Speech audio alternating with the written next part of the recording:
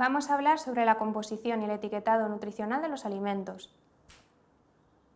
Lo primero es definir qué son los nutrientes. Un nutriente es una sustancia química presente en los alimentos que es necesaria para el buen funcionamiento del organismo, porque le permite obtener energía, formar y mantener las estructuras corporales y regular los procesos metabólicos. Dentro de una primera clasificación podemos diferenciar los nutrientes esenciales, que son aquellos que el organismo no puede sintetizar por él mismo y tenemos que aportarlos a partir de la dieta. Si no lo hacemos, se origina un cuadro clínico específico de su carencia, como es el caso de las vitaminas. Y los nutrientes no esenciales, que son aquellos que el organismo puede sintetizar a partir de otras sustancias más sencillas. Si nos vamos dentro de los alimentos por separado, va a haber algunos nutrientes que van a ser mayoritarios o macronutrientes, que son las proteínas, hidratos de carbono y grasas, y los micronutrientes o minoritarios, que son las vitaminas y los minerales. Dentro de los macronutrientes tenemos las proteínas, que muchas veces en consulta nos habéis oído hablar de alto valor biológico, bajo valor biológico. ¿Qué es esto? Bien, la calidad viene definida por el valor biológico, que es el coeficiente de absorción y utilización de la proteína por el organismo, es decir, la proteína que nosotros la aportamos desde los alimentos. Va a ser mayor para los alimentos de origen animal porque el contenido y equilibrio de los aminoácidos esenciales es mejor que para los alimentos de origen vegetal, que normalmente los clasificamos como proteínas de bajo valor biológico. Ahora vamos a explicar las funciones de cada nutriente por separado. Los hidratos de carbono, las grasas y las proteínas aportan energía al organismo para realizar sus procesos vitales. Las grasas, las proteínas y los minerales van a ayudar a la formación, crecimiento y mantenimiento de estructuras corporales, como son por ejemplo las membranas celulares, y las vitaminas y minerales y proteínas actuarán como reguladores metabólicos. También es importante destacar el papel de las proteínas en la defensa del organismo, actuando como inmunoglobulinas o anticuerpos. A continuación vamos a desglosar cada grupo de alimentos por separado. Comenzamos con las frutas y las verduras. Son alimentos que aportan una gran cantidad y variedad de nutrientes, aportan color, aroma y textura diferente a nuestra dieta. Su consumo está relacionado con la prevención de enfermedades crónicas y ayudan al control del peso corporal.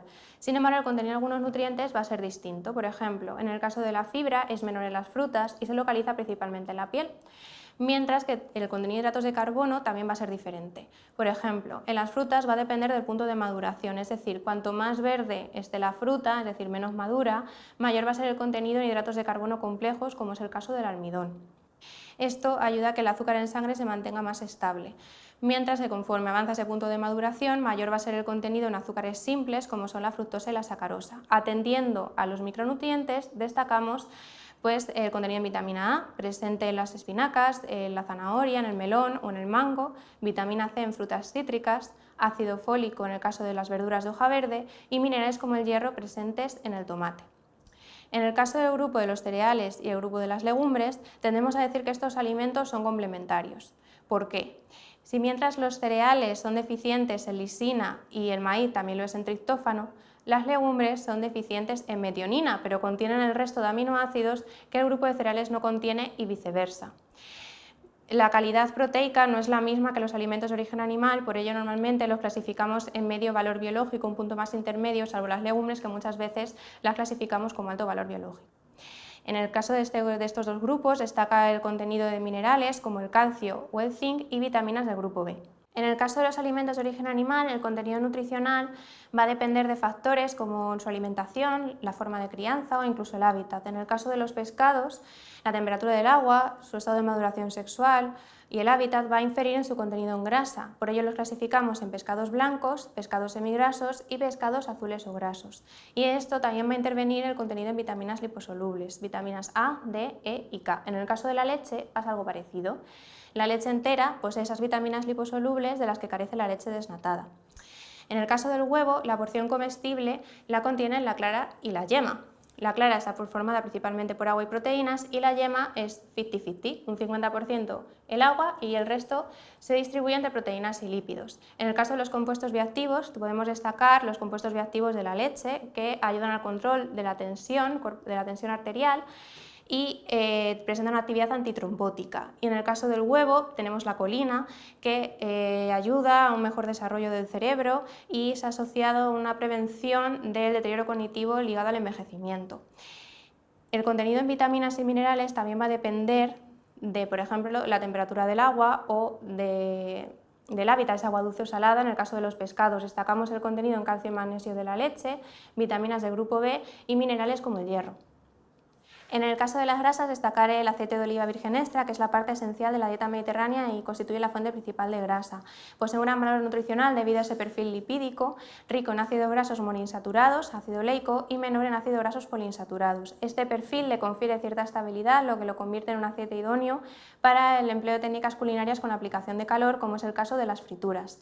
También destacar el contenido en compuestos bioactivos, como la vitamina E o los betacarotenos, que se han asociado con beneficios a nivel cardiovascular, neurodegenerativo y prevención del cáncer debido a un menor estrés oxidativo debido a esa función antioxidante. Si bien los tratamientos culinarios van a afectar también al contenido nutricional y sensorial de los alimentos, intervienen muchos factores, como el medio de cocción, si el recipiente está tapado o destapado, la temperatura, si es más suave o es más elevada, la presión atmosférica o si es de vacío. En general se van a producir una serie de cambios a nivel de digestibilidad debido a que se afecta la consistencia, se puede masticar mejor, se digieren mejor, se va a producir oxidación en el caso de las grasas y temperaturas muy elevadas, formación de almíbar en el caso de los hidratos de carbono, aparición y refuerzo de olores, de sabores y de texturas, y en el caso de los minerales es importante destacar que las pérdidas se producen por lisiviación o arrastre al caldo de cocción, lo que no ocurre con las vitaminas, que son más sensibles a la oxidación, a la luz o a la inactivación térmica.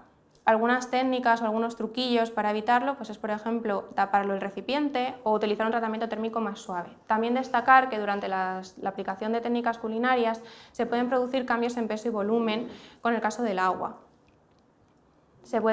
Las legumbres pueden hincharse, es decir, ganar agua, y otros alimentos pues pueden perder ese agua, por lo que va a disminuir su peso y su volumen, pero la concentración y la cantidad de nutrientes va a ser la misma.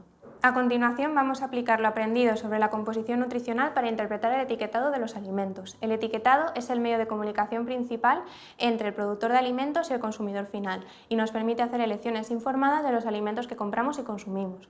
Sin embargo, hay una serie de puntos que van a ser obligatorios en el etiquetado nutricional, que son la denominación de venta, que nos informa sobre las características del producto. Por ejemplo, en este tomate aparece tomate frito, que sería la denominación de venta, pero no tomate Orlando. Lo mismo pasaría con un yogur. En la denominación de venta sería yogur desnatado de sabores, no yogur Activia, por ejemplo. Otros puntos que es importante que aparezcan es la lista de ingredientes, que ordenados de mayor a menor, con su cantidad, en las condiciones especiales de utilización y conservación, la cantidad neta y la identificación y el lugar de origen de la empresa. Esto es muy importante si es un alimento extranjero, por si hay alguna intoxicación alimentaria, poder contactar con ellos. También hay una serie de indicaciones especiales que pueden aparecer en algunos etiquetados, por ejemplo, envase de una atmósfera protectora o contenido bajo en fenilalanina.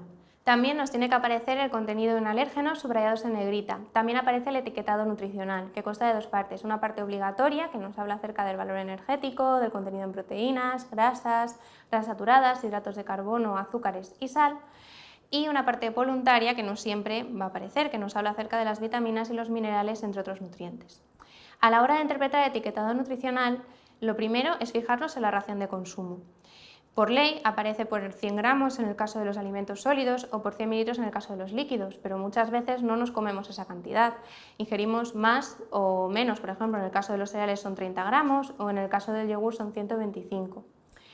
En el caso del contenido energético es muy importante indicar que normalmente lo comparamos con las necesidades energéticas, en el caso del etiquetado nutricional de una población sana, que es la ingesta de referencia, que es la contribución a la ingesta de determinados nutrientes para un grupo de población concreta, una población sana, por lo que no podemos compararlo, no podemos aferrarnos a él como si fuera una verdad absoluta. También es importante destacar la procedencia de ese valor energético, porque no es lo mismo un alimento que contenga en su mayoría grasas que un alimento que tenga equilibrado entre hidratos de carbono, proteínas y grasas.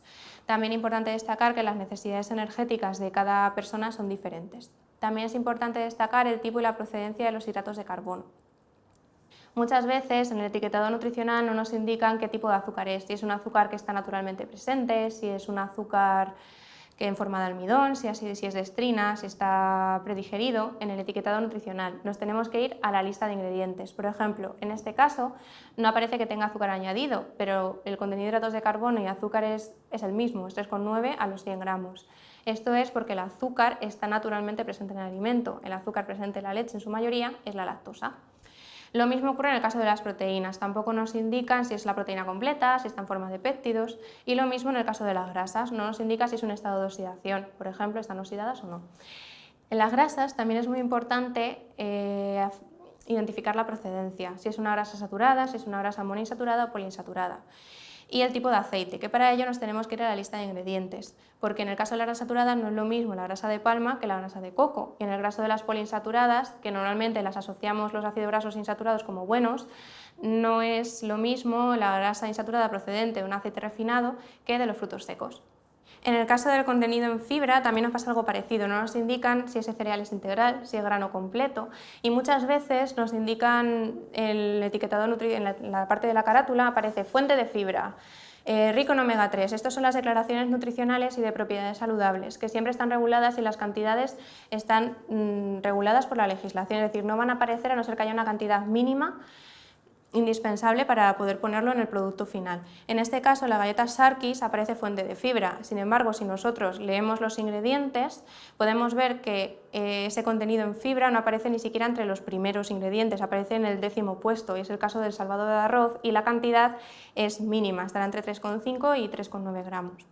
Atendiendo a los productos hipoproteicos, para desglosar un poquito la composición, es importante indicar que utilizan grasas saturadas en su mayoría, por lo que ese contenido es mayor.